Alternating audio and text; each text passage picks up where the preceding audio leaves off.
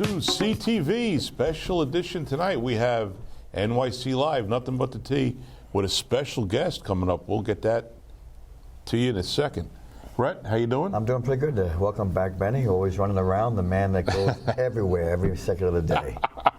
He's retired, but working harder. Yeah, you're working more now. I think so. I think I'm working harder. That's what they say. How was your weekend? Pretty good. Busy, thank God. Keeping very busy, but not busier than the man who created this show. I mean, the guy doesn't stop. Even when we're filming, he can't be here because he's running around. Hopefully he'll pop in. He's not supposed to pop in, but he's always moving and shaking and keeping things going. So he meets with everybody. He gets everything lined up, and hopefully he'll make it in time. And other than that, Vin, how about yourself? My weekend was good. You know, typical Friday night cards, Saturday night at Pastels. All right. And then Sunday night cards. Very good. And how about your daughter? She did the dance competition. Oh, she had dance competition. Right? I was there all weekend still going too, right? She's still going. She has 4 of them. She has this weekend. She has in May. She has in April and May, and then in July. So they're all competitions in Jersey. Then the international competition comes up in July, where the kids come from other countries. Wow. Well, let me ask you a question. And they walk off the bus like this. You just mentioned all those months. Some months have 30 days and some months have 31. How many have 28? February. February? Okay, February has 28. All right, so anyway. Was that a trick question? No, not Red. He wouldn't do that to you. Was that a trick question? You're trying to confuse me? Yes. They all got 28. They all have 28. They all have 28. February. Right, they all have 28. But Anyway. that's nice. They have, is it just dance competition? It's or is competition, yes. There's just no dance. cheerleading? No, not cheerleading. Cheerleading's something completely different. Which your granddaughter takes up is a lot of time. cheerleading, Yes. right? So tell us about that a little And bit. well, you know what it is? She's going to be 7 years old, and I can't believe it. Because you remember when we were just waiting for her to be born, and now I have her and my grandson, God bless her, and he's going into, what's it called, skee ball or something. They're putting him into something, too, at that age, which I got to commend my daughter and my son-in-law, because in today's day and age, to have them involved in something other than the iPad or the video games, it's awesome. It's not easy, too. It's pricey. You know, they have these competitions but you know what? in Jersey. It pays in the long run. Yeah, but they have these competitions in Jersey, which are only 45 minutes away or an hour away. But they have to be there at 7 in the morning the next morning. So it kind of forces you, they have a hotel. They have rooms already booked at a hotel, that, you know, book of rooms. But it forces you to stay there, and then, then the uniforms, you have to buy uniforms. My daughter's in 8 dances. But you know what? Here's how I feel about it, and I think, Benny, you'll agree, because Benny is a man who's been coaching for a good part of his life. Yep. And I just think it adds structure to the children. Yeah. I think it adds structure, and you know, it's just something good than just to put them in front of. I mean, listen, if you can't afford it, that's a whole other story. Then you should go out there and do activities with your children. And by all means, I'm not telling anybody how to raise their kids. I'm just saying, do something other than giving them a tablet or a phone and saying, okay, have fun, because it makes them grow up much faster than they should. That's right. Even with those parental guidance things they watch. They have to be kids, and they have to grow up at a certain pace, I feel. You know, and it's funny that you mentioned, and you're right, I do coach a lot. I've been involved for a while. And no matter what the kids are involved with today, I mean, you mentioned dance, you mentioned cheerleading, there's levels to everything that they do. Well, so that's where my daughter's in the right. There's a B, there's C, there's A, and she was competing against the C dancers, which are. I mean, I asked my daughter, "What's the difference?" She says they're much more trained. They're ahead of them. Right. But you're competing against them in case you look great against them. Like it's just like a rookie. Right. There might be somebody special. But they win a golden ticket. Now this golden ticket gives you a ticket to the Nationals and a candy bar. Then they give you the winner gets a cruise, but the cruise is not free. No. They get what they do there is free, but you have to pay for your wife. Right. You know, now you're on a cruise. It's costly. Even when you get a cruise at a casino, they give you the regular room. Well, hold on. You upgrade to. This is where I'm going to interrupt you. You're big into poker. Right. So I feel if you're going to spend the money on something, spend it on your daughter. I do. I know you do. That's what I I'm do. saying. I don't mind going. A lot of them are in casinos, Yeah, but it's which works out great. Now, I know but- you asked your daughter to explain to you about the A, the B. Is that because when you were in school you got D's? No, it's because when I'm sitting there and I see a school, when I'm sitting there and I see these girls come out that she's competing against, I go, "Who's this, Dancing with the Stars?" Yeah, no, that's. I'm like, she goes, "Dad, they're C class. They're advanced." Right. I go, "Holy cow!" I go, "Okay, do your best." And they win awards and they win first place, and sometimes they beat them because it's technique and stuff. And the judges, I guess, are doing their thing. But it's when you go to the nationals against international schools, and those kids get off the bus from China and Germany, they're like soldiers. I go, my daughter's bombarded with 4 hours of homework every night. How's she going to do this 6 days a week? Well, there's one thing that my daughter and my son-in-law do, which I commend, is that my granddaughter, when she wanted to join, because kids will always want to join everything. Whatever their friends do, they're going to want to get involved with. Right.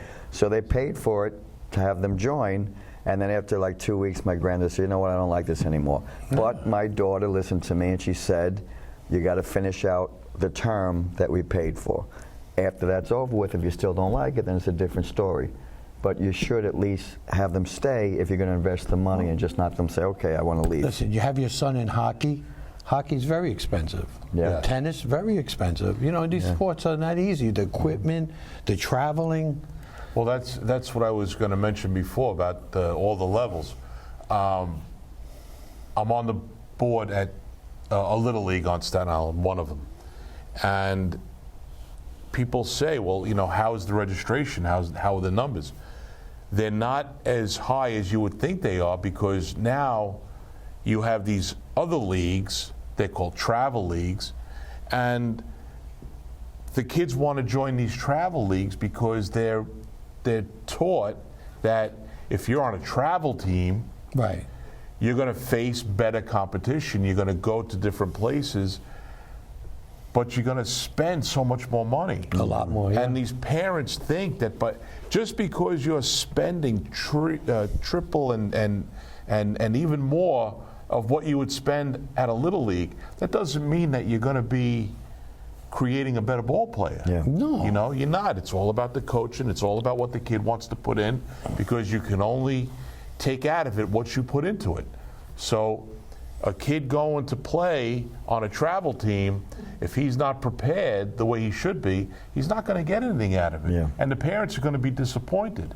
The other problem with that is that the parents also believe that, hey, if I spend an extra $1,000, my kid's going to be great. No such thing as a guarantee. But there's no truth to that at all. It's all about what the kid wants. Sometimes I feel that the parents take away from the kids when they don't let them have that little league experience. Mm-hmm. It's not even about becoming a pro, because, listen, I played football 4 years of high school. Right. You see, that didn't work. I was in Brooklyn Tech. I went to Texas A&M. I got accepted to Texas A&M, an engineering school, which I stayed local anyway. I went out there. I was the size of the cheerleaders. Right. I was good at my school. Right. But when I went out to Texas, these guys are born 2 feet big, I think. I don't know. Everything's They're bigger in gigantic. Texas. So becoming a professional ball player is it's like a lotto. Right. It's 1 in a million to become a professional ball player. It's Right. not an easy thing. It's nothing is guaranteed. And No, it's funny that nothing. you mentioned that, because my godson was a terrific football player in high school. He gets invited out to the combines, or one of the local combines, which actually was held in Pennsylvania. Mm-hmm. So now, kid was good, 6 foot, 6'1", good speed. He was very, very athletic. He was talented. There were kids at that combine that were probably 6'4", 6'5". They were faster than him. This kid was fast. Right. All they do is got to run 3 seconds second faster, they were and you're running done. 440s. It was insane. Right. They could and be- he looks. He goes, Uncle Ben. He goes, well, what are we doing here? I said, Pete, Trying. This is what's out there. I mean, there are kids that are just that much more elevated physically, athletically, Exactly. And for some other reasons, they're, advanced even mentally. You could be 6'4", 340, and run 4.4. There's a guy 6'5", 360, Right, that runs a can also 4.2. do that too. What do you do? It's phenomenal. Now, also, I believe you put something on Facebook. Was it this week? The school. It was this week, yeah. I mean, we're on CTV, we should acknowledge that Monsignor Farrell, the varsity basketball team, won the Federation A state championship. Oh, wow. First time ever that a school did it from Staten Island.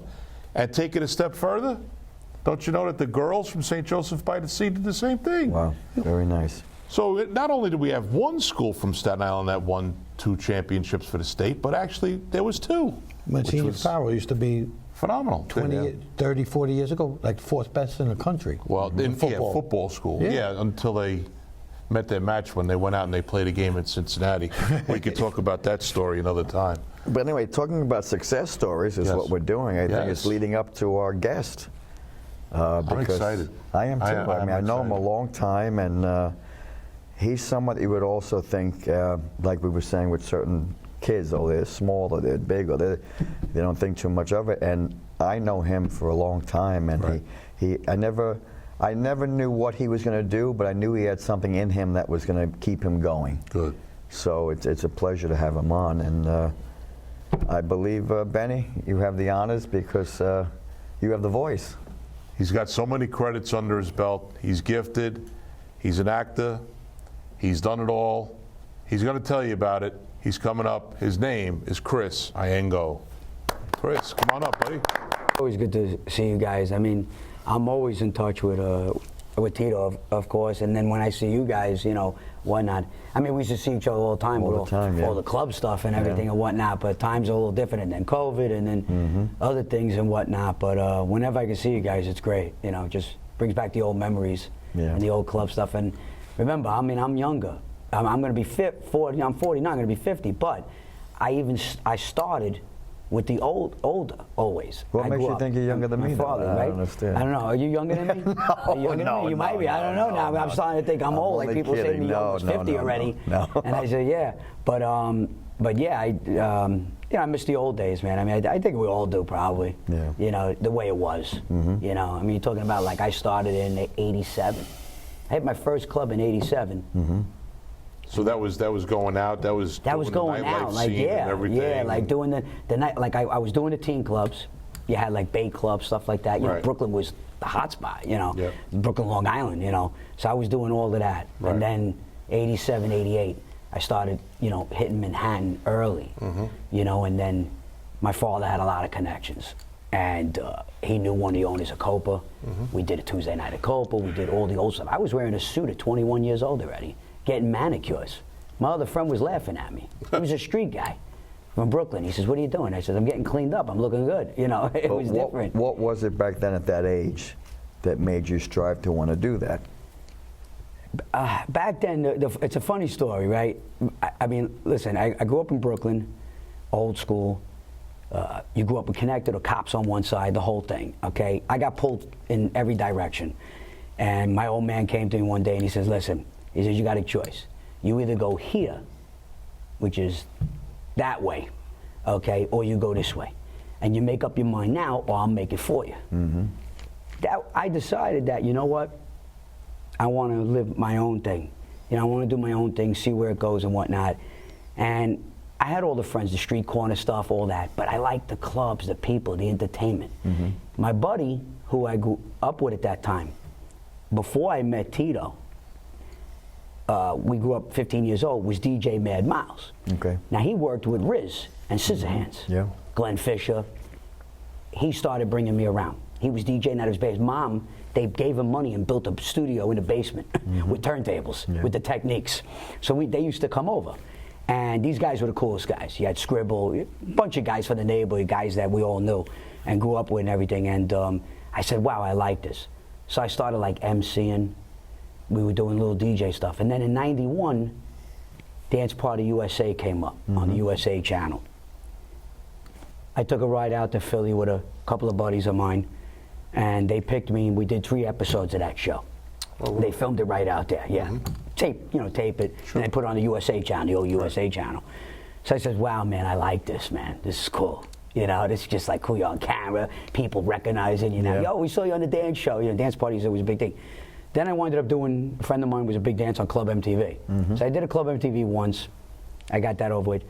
Things quieted for a little while, and then all of a sudden my brother calls me He happened to go to school with Adam Levine, from Room 5, but he did film. So my brother calls me. He says, "Listen to me." He says, "We're gonna do a movie." I said, "We're gonna do a movie?" He says, "Yeah." He says, "We got no budget. We got no money." Brings out the camera from the school. He's got it on his shoulder. My buddy pulls up in a Mustang, says, "Come on, get in the car." We film the introduction on the Bell Parkway for the intro of the movie. So he says, "We're going to do a feature film. We're going to put it film festivals. We're going to see where it goes." We do this film.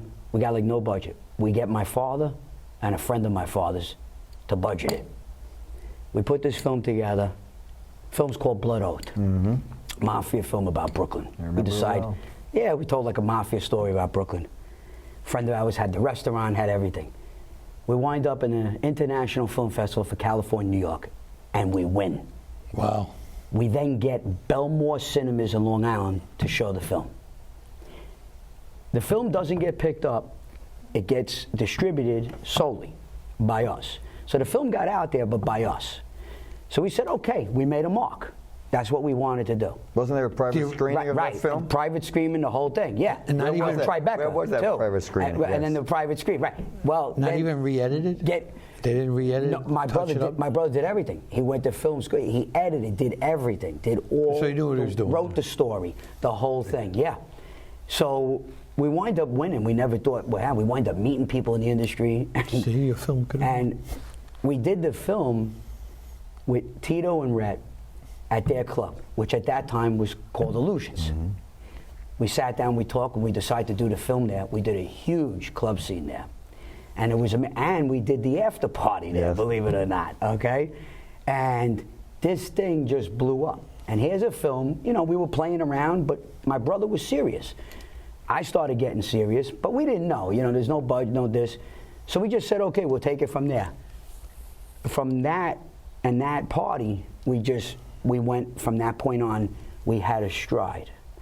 Next, that was 2005, I believe, around there, right. And then we get to 2008. My brother comes back to me and says, listen, he says, we're doing a film, and we got a production company that wants to pick it up. They read my story. We do a film about cops, drug cartels, NYPD. At this point now, in 2001, I became a New York State correction officer. I went on the job. Because, you know, I had to have a regular job. You gotta have a regular, in this business, you gotta have a regular job. Everyone does. Now you tell me. D'Onofrio did, all these guys. Right, I know. All these guys, and even the guys that try to BS you. Listen, I'll tell it how it is. Call a spade a spade. Tell you how the business is. You need a regular paycheck. Right. Bottom line. Unless you're a big actor. Unless you get lucky. Right. Unless you're a big guy or you get lucky. And it happens. You know, it's a couple of guys it happens to. But regular job, whatever. So I was a correction officer juggling this. So when we did this film in 2008, the film was called Partners. I went to work, and then I did 10 hours a day on set with my brother and his crew. Now my brother had a crew. We have a crew and hired, filming the whole thing. We got the works now. And tiring, 6 months I gave up. No hanging out, no nothing. Film, corrections. Film, my job. And with corrections, you got to do it in between. Right. You can't do it on their time. So we did it, and then in 2009, we get picked up by SKD at a South Beach, Miami. Big guy that works out, that, you know, that's out there, and he talks to my brother, and they, at that time you have no Amazon, you don't have anything, Right, so right. they decide we made it, we're going to DVD. And at that point, we did that film. My brother's on the map. So after that film, I wind up getting a call, because I'm a correction officer on Staten Island, that they're doing a movie called Little Fugitive now, with Peter Dinklage from Game of Thrones and Justina Mercado. And they said, listen, we need a correction officer, and you're already a correction officer. We got 2 scenes we want to bring you in. We're going to do it on Staten Island at the old Arthur Hill prison, which technically at that time was still open because Dick Wolf was filming in the back of it. Right. I actually worked there for 10 years. I was stationed there for 10 years. I worked at 3 different prisons. That was one of my prisons, believe it or not. So they used to do the Law and Order in the back and everything and whatnot, and now they took over, but that was when we were still a prison. And then I was like living the high life at that point. Next thing I know, I'm emceeing. I emceed for George. I did a Hampton thing with him.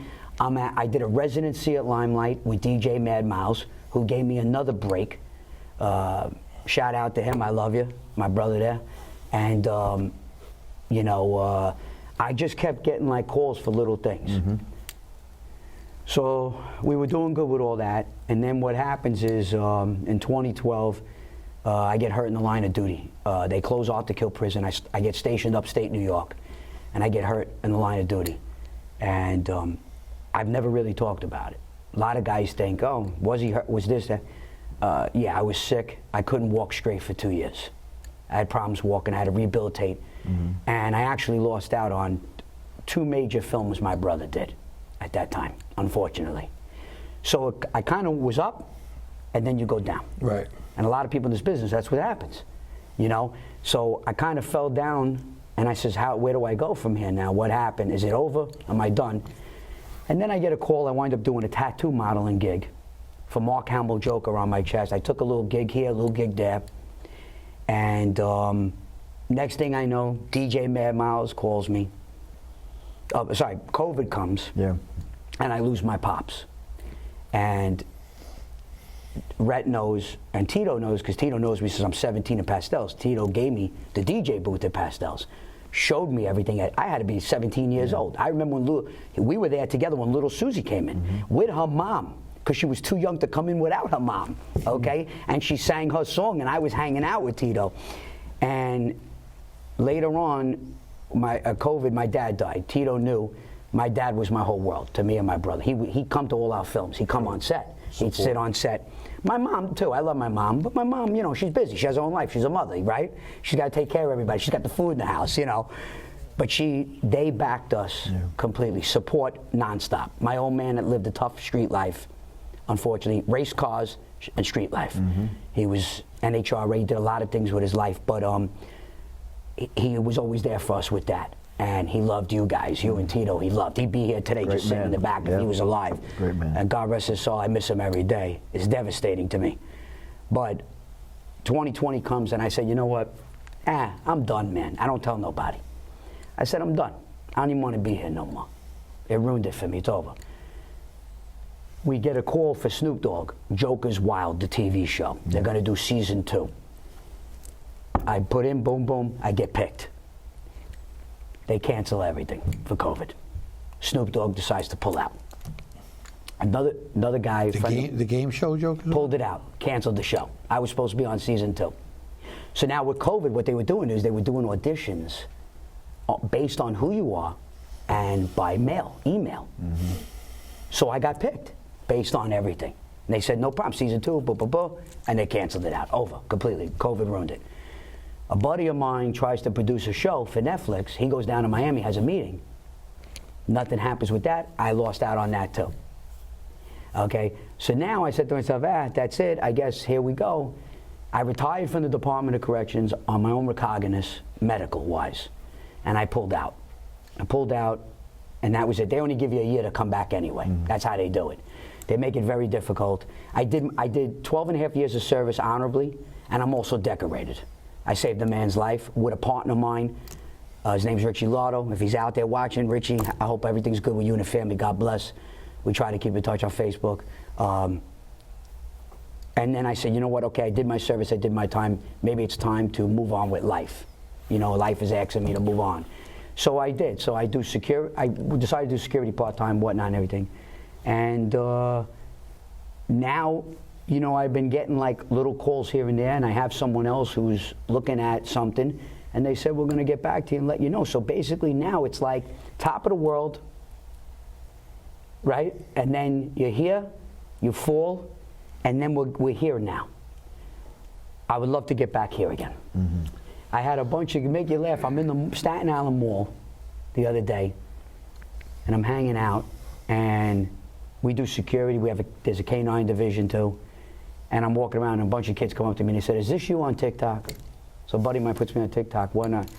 And they come up to me and they go, you were famous one time? I says, I had my moment. That's how I left it. I said, let's put it this way, I had my moment. You know, and, you know, What I didn't say yet was what I was telling Vinny earlier when we were talking. Tonight, I agreed to lay it out. I never really laid it out. I kind of just speak about what I did and I left it alone. But I didn't speak what really happened, that we fall, we're top, we lost everything, fell to the bottom in this industry. I did a thing with Law and Order. No big deal. You know, Brooke Shields, there was an episode we did in Kings Plaza with Law and Order, I did.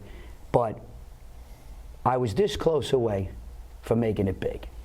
And if he's out there, he's in Cali, Dio Rossi, I knew him as a little kid. He was Sigma brother to one of my brothers. They were best friends.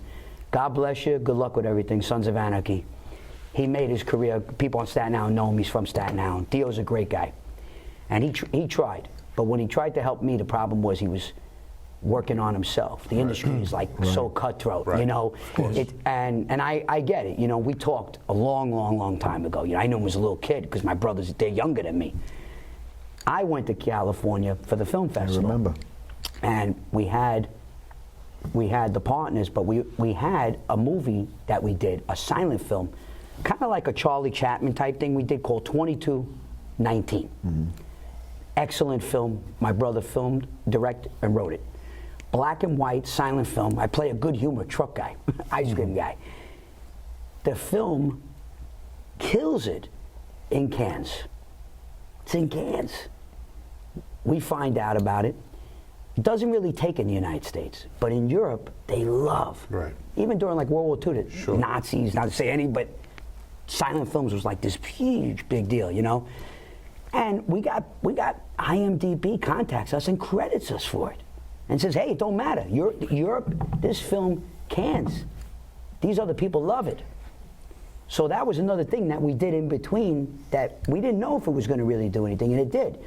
But my story with, I stayed in California for a little while, and in California, New York, I met up with Michael Madsen. Great guy, fantastic. Mike, I love you. What a dude. What a real guy. Not one of these phonies in the industry. And I don't want to say certain people, but Vinny Vella was a sweetheart. Loved my mom, me. Vinny's in the movie Partners with us. So Vinny and Mike, we all hook up. And Michael Madsen tried to help me and introduces me to one of Kurt Sutter's people for Sons of Anarchy. But the business is the business. It is. I didn't get it. It's a tough. I was there. I was there. I was right here. But you know, unfortunately, I didn't get it. It didn't go that way, because if it did, I probably wouldn't be here today or in New York. I don't even know, you know, maybe just for a visit. But this is how it goes, unfortunately. This is the real story. A lot of people ask and they say, Chris Iango, we know this, we know that.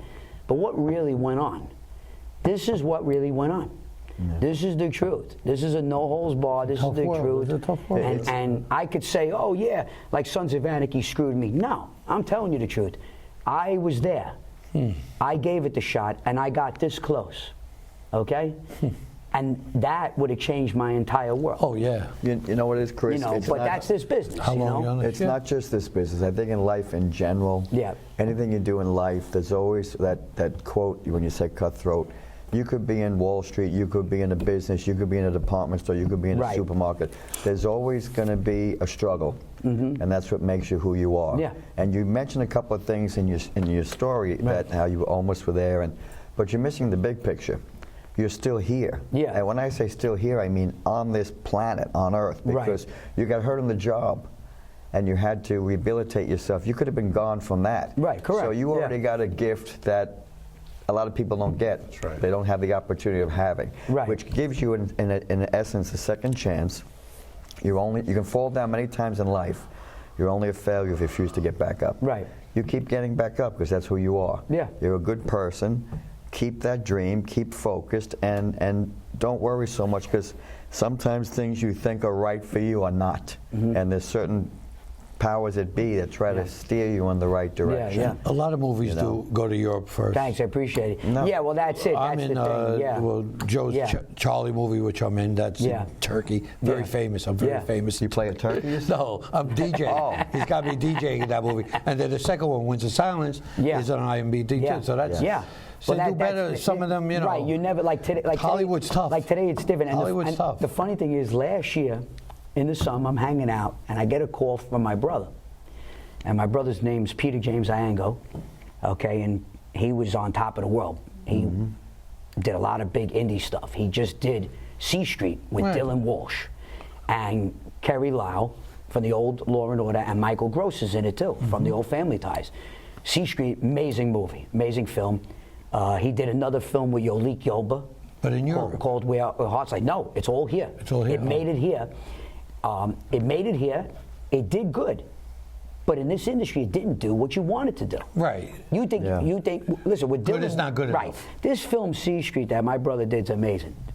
My brother put his heart and soul, the business on the line. This is a film that should have made millions and millions of dollars, okay? Unless you have a big actor Right. in it. I don't know if it's today's society. I don't know what it is. But here, we had Dylan Walsh. The man is on Superman and Lois, Blue Bloods, and he's an Academy Award winning for another series that he did. I think it was with HBO or somebody. I can't remember, okay?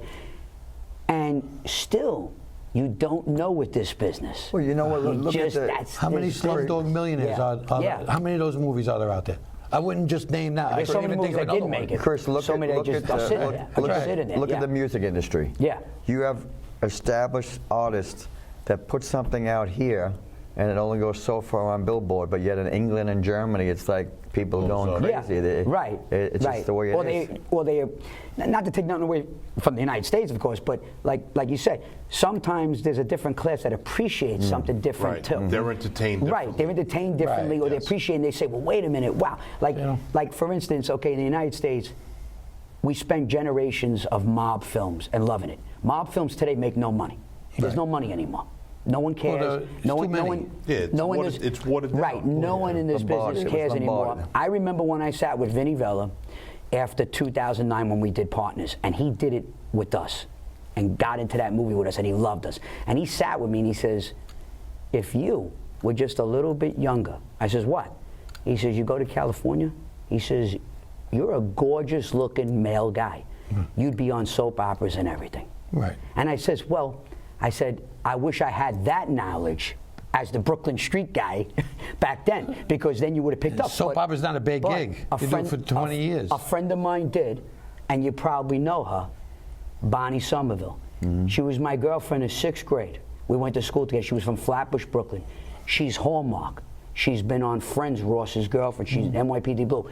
Here's somebody who took, the parents and young took a shot.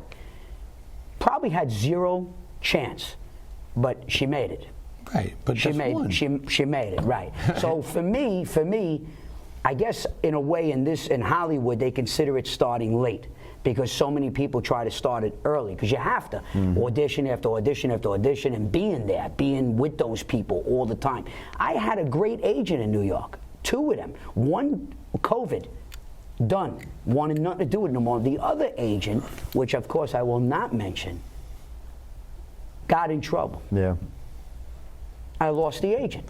Well, you know, it's also. I lost the agent, working with NBC, working with everybody. I also believe it has to do with the right place and the right time, because look at somebody like Rodney Dangerfield. Yeah. He started his career late in life. Right. So you can't always go by. Yeah. Yes, like if you look at certain things like America's Got Talent, they want the young. Right. And right place, right time, too. Well, you have to be in the right place. Look at Justin Bieber. Yeah, but they want right to place, see, right like, time. if you go to America's Got Talent, if I was to go and Benny and. Right. Well, me and Benny, if we were to go, they would say the age. They would think about, okay, what's the longevity? How long can we make money off of this individual, opposed to somebody who's what are we 20 getting years out of old? it? Right. It's crazy. I mean, I just recently finished my first book. Yeah. I'll be reading another one tomorrow. But you know, it's Yeah. It's a crazy world. My brother did it. My brother Look at YouTube stars. My brother went from loving films, and he took a shot on the book. They convinced him to do a book, and he does the book. He did a book called The Prophecy. He writes a book. The book is excellent, right? It's about religion. He likes religion stuff. Right. Religion, everything. And they loved it. Didn't go. But where are the sales? Yeah. Where are It's all about the Where sales. is everybody? Where are the sales? The Okay, market. yeah, they're Where's buying the on market Amazon, for but it? Yeah. where's the sales? Where is everything? You know, and that, like you said, you know, it's just like you could do 100 things, and one thing kicks off great, and you're at the high, and then you're at the low, and you're at the high again, and I just, you know, this business is funny like that. There's a And like million you said, the social media music things, is the too. same thing. When I was with DJ Mad Miles and guys like Johnny Vicious and all these guys, okay, they were on top of the world in the 90s. I was walking into club. These guys were like, you know, you become like, they're like kings. They were celebrities. Sure. Yeah, it was like, I'm sitting there hanging out and like, okay, yeah, my family's got connections in the club, but you guys are like celebrities. You guys are up on some kind of stage, like, you know, and Miles, forget it, he was my brother. His mother was like a second mother to me. But I still gave him so much respect because like just that feeling, like, and then he gave me mine. But here's a guy that brought me into Groovalicious Record Studio. I didn't even know what that was as a kid. I was like, oh yeah, what, who record? Right. You know, whose record? And you walked in there, and even Tito, all those years. Where is he? Yeah, by the way, where is he? In the bathroom? You know, guy went to the bathroom during the show. Tito, okay, had me in that booth, and people used to walk up to me and go, well, he also thought you were a very attractive man. Yeah, well, that's it. He was a good-looking guy too. He was good looking too, you know. But they had me in that booth, and I used to say to my friends, they're like, "What are you doing in there? What are you doing in that booth?" You know. And so all of that, what I say is two things. I can leave you off with is that, well, one is that with the situation is now I'm going to turn 50 in September, and little things are coming here and there, and I take it as fun. And if there's a dollar bill behind it too, hey, you ain't getting no out of me, okay? If anybody's out there and wants to talk to me, fantastic. You know what I'm saying? I'm available. I have my part-time job gig, and I'm surviving. And my life is behind me now. We're moving forward with another life now, and you know, that's really it. And like, it's kind of like right place, right time. And if the right person wants to call me, or somebody's got something, and a few people have called me. But the problem is too, if their projects don't make it, not that you're wasting my time, it's just that I'm sorry. Like, you know, I'm not a film student. You know what I mean? Like if you have something solid, bring me in. Still not guaranteed. And still not guaranteed either. You know what I mean? That's what I wanted to bring up. I wanted to bring up that subject. Now, you mentioned that you started with the music back in the mid-'80s. Right. And then you got into some acting, and then you had your career as a correction officer. It was MC and music first, believe it or not. Yeah, well, you know what, again, it's part of the entertainment industry, so you were in there. So now, you don't want to be a student, like you said, at this point in time. Can't go backwards. But were you ever a student, let's say in the 80s? Did you ever walk on a set? Did you ever, you know, wonder like what was going on? Because with all of these movies that have been filmed in Brooklyn and Staten Island, and of course Queens, Manhattan, did you ever find yourself interested in going to a set just to see how they were working things out? I did. Two things. One, I know we talked about, me and Benny, we talked about it earlier, was Donnie Brasco. Okay. An old friend of mine. He was a DJ too. Frankie Zone, they called him. Great kid, great guy growing up. Another cool guy, cool dude. They filmed it by his house. I believe that was at that time Dyker Heights. Yeah, Dyker Heights. They filmed the scene with the bodies down the basement. Johnny Depp is in the Cadillac waiting and scared or whatever was going on. I was there in the background. Couldn't get in the film, but in the background watching this go on. I got to yell and wave to Johnny Depp. He waved back. I got a wave from Johnny Depp at that time. That time it's a big deal. Everybody's like, "Yo, you saw Johnny?" I saw Johnny Depp. He waved to me. You know, you know, you got Johnny Depp. Chris got Johnny Depp. Pacino, forget it. You know, you're not. I don't even want to go there. Forget about it. You're not talking to him. So it's just like when I did Law and Order, Brooke Shields. She refused to say hello to anybody. They escorted her on the set, and her own security takes her off the set. You can't even shake her hand. Okay, and I was in the background at King's Plaza in the episode scene that they filmed of her in this Law and Order scene. And the reason I got that gig was thanks to Ice-T. If he could remember me, what's up, Ice? I'm Frankie Russo's boy. Frankie Russo, Sr., was a good friend of my pops, and Junior was a friend of mine. Howard Beach? Yes, they were very close to me and my pops, okay, coming in from Brooklyn. And Ice-T, I partied with him and met him. They introduced me to him. and I got this little thing, and Ice-T probably won't even remember me, but it's okay. T, I forgive you. You know, whatever. We'll see you at Frankie Russo's next party.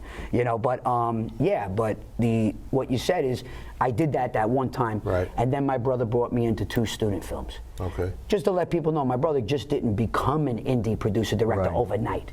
He did some student films. I did those student films. These silly, whatever films you want to call it. One was like a Halloween thing we did, and another one. It's almost like paying your dues, though. Yeah, you're paying your dues, you're getting the feel, you have a camera on you. Are you good? Do you hate the camera? Do you like this? That's what it really is, a student film. It's getting out there. And I did it really, I'm going to be honest with you, I did it for him. I love my brothers. I would die for them. I'll do anything for my family, anything, and they know that. They know where I stand, okay? And my brother always did right by me. And I felt that, hey, if I can help you, that's all that mattered at the end of the day. So you mentioned before, he's younger than you? Yeah, I got 2 brothers. Right. I'm the oldest. Did you? My younger brother in the films is now 35. Wow. Yes, 35. Yeah. So they did go to school for production. He went to school. Oh yeah, he went to Five Towns Film School, which Adam Levine went to the same school. They bumped into each other a couple of times. And then San Diego Film School. My brother is a master's in film teaching. Oh, wow. He's actually trying now. He's been dealing with an illness, unfortunately. Okay, private illness right now. And he's done commercials, New York One, all of that also. He's took a step back with this illness, okay? But he wants to move forward again. His passion now would be to become, I believe, a film professor. Which is very difficult to get. And he's been working on trying to get in with maybe doing that moving forward. Not saying he's stopping films. That's up to him. It's in his court. He would let me know. We talk all the time. So that's up to him if he wants to do that. But I know film professoring is huge for him. Teaching, and he has taught. He's been doing that. But he's looking for like a top dog position in that field. Now he's been doing commercials. He does a lot of social media. He's in the real estate business also. And he does the social media commercials and whatnot. So I guess we'll see how it goes for him, what decision he makes moving forward on that. And if he does something, I'm ready to go. Sure. I'm ready to go again. Let's do it. Let's do another feature film. Let's do something again. He knows I'm ready. I'm a phone call away. I'm a visit away. You know, they're still here. My other brother's not here. I love him too. He's on the job. He works with the government. They live out in Dallas, Texas. They used to be South Florida, and I lived there for a while too in South Florida. And but my brother's still New York, Brooklyn, and part of this industry still. So I'm letting him take his time and make a decision on where he wants to go from that point on. In the meantime, I'm kind of looking out for myself, and if he does something, then I'm jumping back in. I'm jumping back in the ring with him again. Well, that was going to be my next question. I'm going to jump back in the ring with him again if he does. You've done the film circuit. You've done TV shows. You've done some cable shows. You've done some music shows. Nightclubs. Yeah. I'm assuming that you've done commercials as well. Do you have that people can go look at? No. Do you have a preference on what you like to do versus one towards the other? I don't know. TV and film. I've done more film. TV was the dance shows, Law and Order, dance shows, and a famous Coke commercial I did, which is on YouTube. You can pull up my name, Christopher Iango, and look at it. It's on YouTube. I did a Coke commercial for Spike TV. Spike TV's out of business now. Right. We did a Coke commercial for them. We did a spin-off, a Godfather comedy thing for Coca-Cola. Michael Jackson mixed in Coca-Cola, which was really cool. I have a lot of fun with all of it, but I got to tell you, it's between TV and film. It is, okay. Yeah. Film is a lot of work. It is. It's fun, but it's a lot of dedication, a lot of work. I probably right now, I would say film and TV. I'm not going to say no to either, because I'm available, you know. But if I had a choice right now, I guess maybe TV more because of the society we live in now with Roku. Disney Channel, HBO, all these channels, Well, with CTV, Netflix, everybody, Tubi, TV, everything is if you out listen there to the now. actors, right. TV even the big seems to actors be like the Ben thing now. Affleck, Right. he says movie business is rough right now. It's rough. They'll do right. Netflix. Exactly. And it is. And also because Yeah. of COVID, People are staying home. and also it introduced films now going straight to television. Yeah. Certain networks like Exactly. Paramount and Amazon. They all things are. like that. Look at Star Wars. Goes right to television as well Yeah. as the movies. Look at Yeah. the big actors on And regular I don't series. blame him. So I would probably say right now I'd love to get on a TV show because I'm a TV junkie. Well, you're on TV right now, as a matter of fact. I'm on TV now, and I'm watching TV all the time. Yeah, I'm like a TV junkie. So you know what? If I had the choice, I probably would like to do like a TV series or something like that, or like if my brother could. Forget about film. Let's go TV series. You know, let's do that because people are at home and they're like, you know, we're ordering pizza tonight. Hit that Roku button.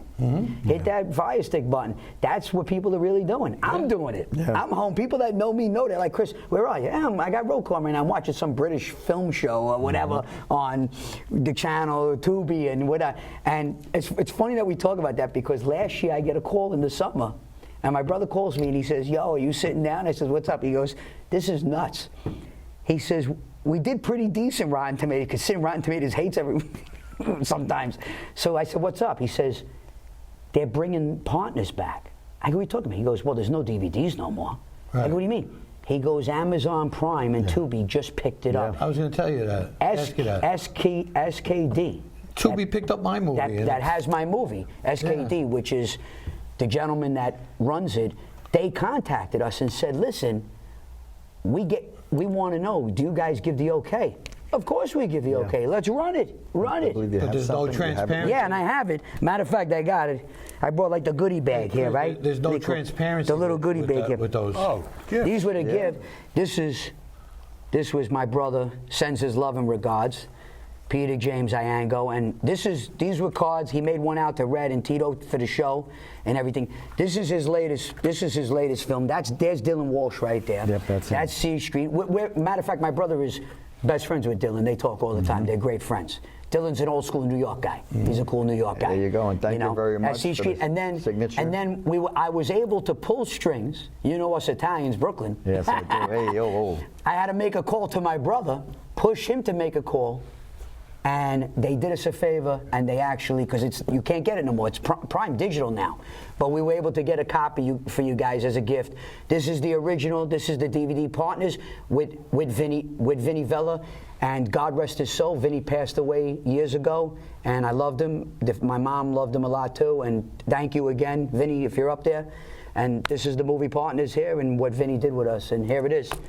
Here it is, folks. This is our 2009, copy? and it came back. This is our copy? The fans demanded it back, is what I was told. Beautiful. Never thought I would ever see it The only again. thing with Amazon and Tubi, you'll never know how much you're making. They'll just send you. Yeah, we didn't even. You know me, I don't care. My brother deals Well, it's with your that. brother, yeah. He But deals you with know that. what, I gotta for me, tell you, Chris. For me, it was just appreciation of the fans, because that's what I was told. I was told that the fans appreciated a movie with a low budget, winning awards and everything. I mean, I sat with RZA from Wu-Tang Clan, who's big. CTV loves him. Everybody loves him on Staten Island. You know, Riz probably won't remember me, but we sat together at the award ceremony when Danny Aiello ran the Staten Island Film Festival, Right. and we won again. Okay, and you know, so for me, it's also appreciation. Of course, we all love money, but at the end of the day, for me, it's nice. I mean, a kid comes up to me in the mall and says, "I just watched your movie on Amazon, man." And for me, it was like, wow, really? I says, this was filmed in 2009. Yeah. Well, you know what it is, Chris? A lot of us do things, and we mention on the show all the time. You know, Tito put together the show, Nothing But the Tea. We also have the Mixcloud show. Right.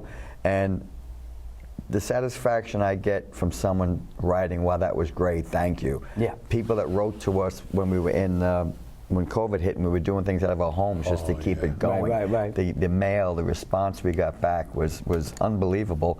And real quickly, before I go any further, because I do have this beautiful card that is signed to Tito. Someone just walked into the studio, think so he maybe made it. we can get the Could person it to be come on the over. Well, you know Tito what? I believe it's him, but he was home. He got tied up Ramirez, at home. He got tied up at home watching Tubi, watching Winds of Silence. We'll get into that in a moment. But Hey, look at it. Here he is. You gotta wake him. Good to see you, cuz. Yeah, cuz. Hi, T. Here he is. Nice to see you. Here he is. Sit next time. The old crew. There he is. Good to see you. Where you going? Stay with us. Hang out. But Chris, Water and pizza in a little while. You know what, Chris? It's At something Pete's, else you know? because when Vinny was an executive producer of the movie, he'll tell you about real quickly Yeah. because we are running out of some time, and we wanted to make sure we get as much out of you as possible because you were. One last thing, not to cut you off, Go ahead, because go then ahead. you and Tito will kill me after the show, whatnot. Here's the actual, oh man, I had to go digging in the crates for Yes. this. This is Blood Oath, the original copy that we had with, here you go, folks. When you put a film together, no budget, and you win awards and you make it, and you actually got a screen print and do your own poster, okay, and whatnot. Illusions Nightclub. Yeah. Tito and Red, Staten Island, That New you York. stand in front? Here it is, folks. That's right. Wow. This is I actually bought. This is my copy, the only one I got. Yep. And we had the Okay. screening. We had the after party there. It was. Here it is. I had to get that in there. There You got to it get is. that in there, guys. You know, there it is. There it is. Oh man, good old memories. There it is. 2005, I believe. Yeah. Yeah. That's something else. There's what started And, that big. But you know what's remarkable? Like I was thing, you saying, know? like I was saying before, it's great. Like I do a lot of stuff now Which one's you? for my kids and grandkids for when I'm gone. You know, and you're doing things too that Right. it's a lasting thing, and that's what I get the kick out of. And it's ironic that you had mentioned Tubi because Vinny, which you'll get into real quickly, Winds of Silence, he's executive producer, and they put the film out there. They did everything they do. They worked hard at it, as well as keep doing what they do during the day. Right. Don't ask me what he does during the day. I have Right. no clue. But they kept doing things during the day.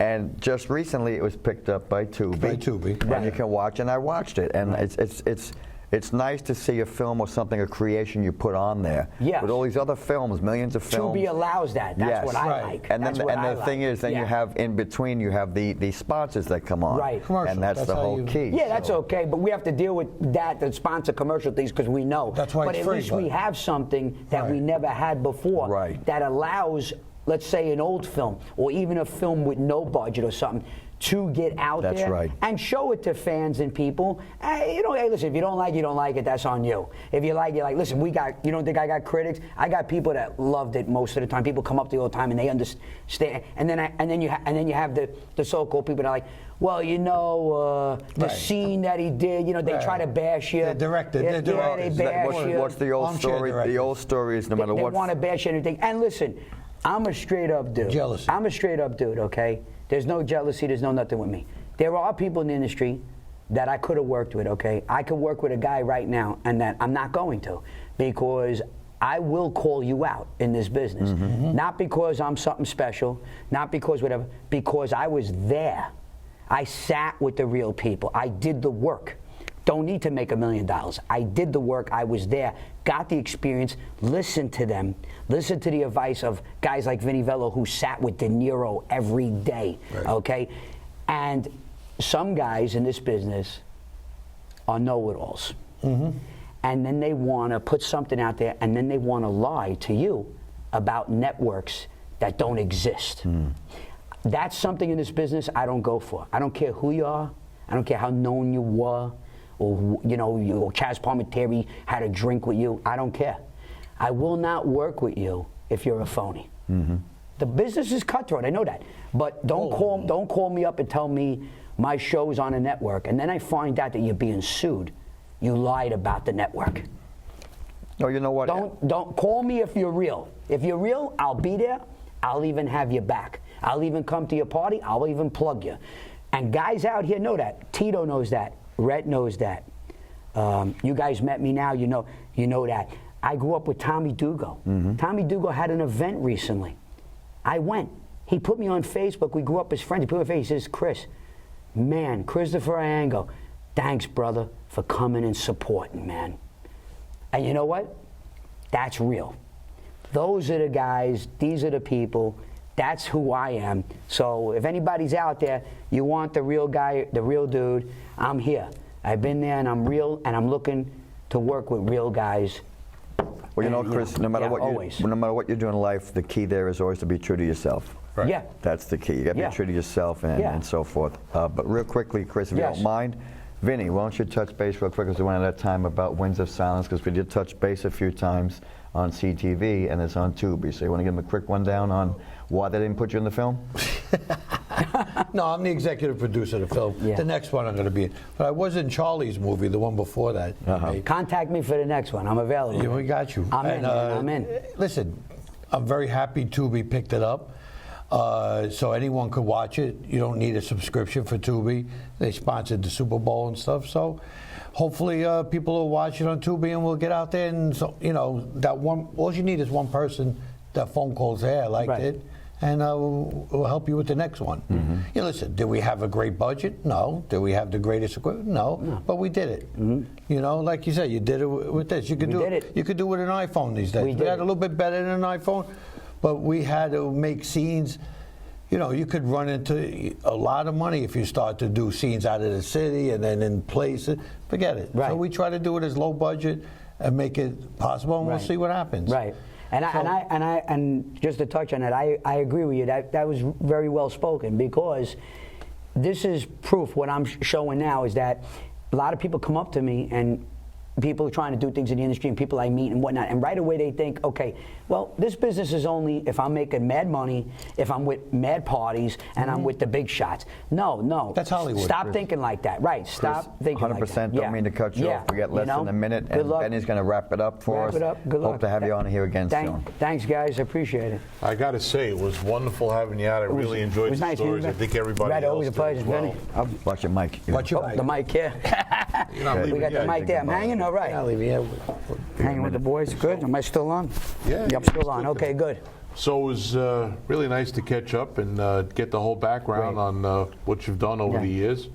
Hopefully you got something in the works that'll really pop and put you out there for good. Thank you. Appreciate it. And wish you nothing but the best. Thank you. Success going forward. Thank you. And as far as your brother goes too, I know he's put his dues in, and hopefully he feels better and gets on top of what he's got going on with himself personally. Appreciate that. Thank you. It means a lot. And Vin, don't forget me. Keep me in mind. Yeah, whatever, sure. we could talk and everything. Yes. And that's it. And just to leave on a good note, thanks everybody, and good luck with everything in the business and whatnot. And to the New York State Department of Corrections, thank you also for that life also.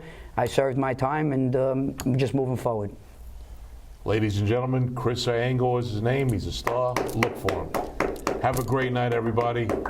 We love you guys out there. We'll see you again on the next episode of Nothing But the Tea.